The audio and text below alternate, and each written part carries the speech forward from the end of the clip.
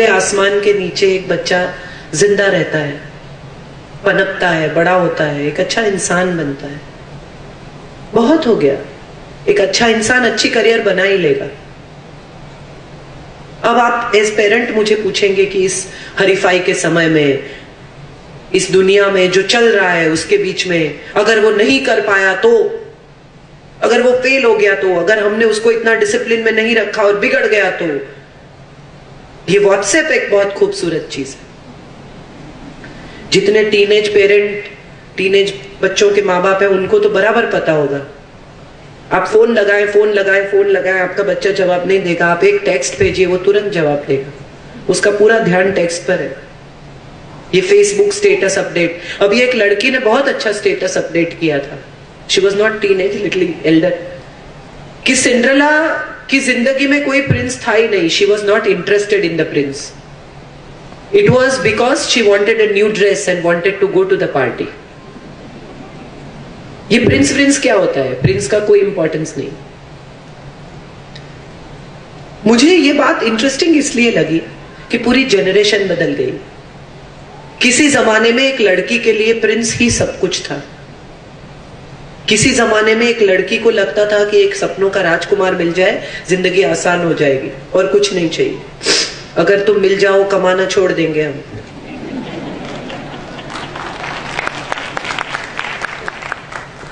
आपकी दुनिया में कितना भी अच्छा पति हो, कितना भी समझदार हो, कितना भी कमाता हो, एक लड़की को लगता है मैं क्या कर रही हूं, मेरी आइडेंटिटी क्या है, मुझे पैसे नहीं मांगने उनसे। आप सोचिए, आपकी मम्मी ने कभी ऐसा सोचा है कि पापा से पैसे नहीं मांगने? लड़ झगड़ के मांग लेती थी वो।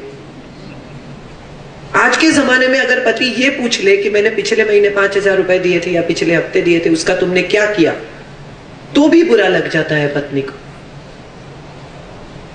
स्वमान की व्याख्याएं बदल गई, सम्मान की व्याख्याएं बदल गई, जिंदगी की व्याख्याएं बदल गई है, सोच बदल गई।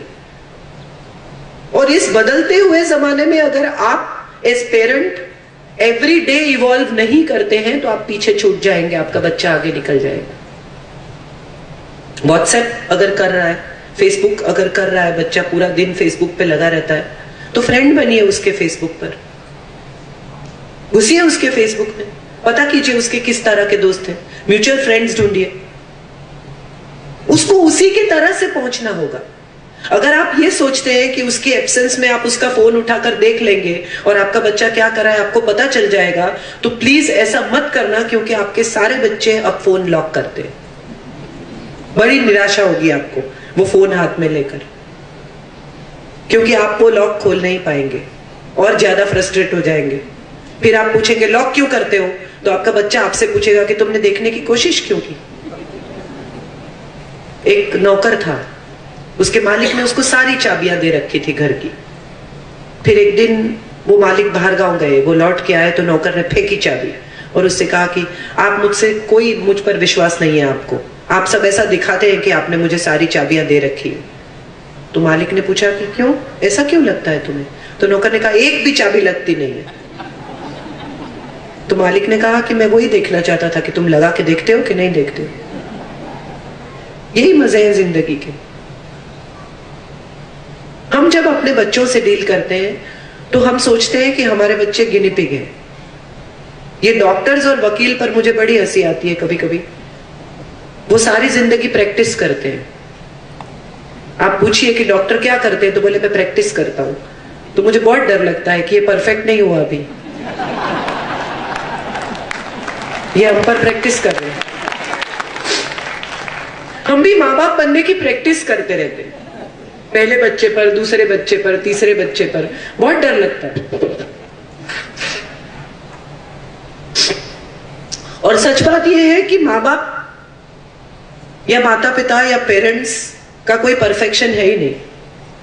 आप किसी भी माता पिता को दिखा के ये नहीं कह सकते कि ये आदर्श है, ऐसे माता पिता बनो।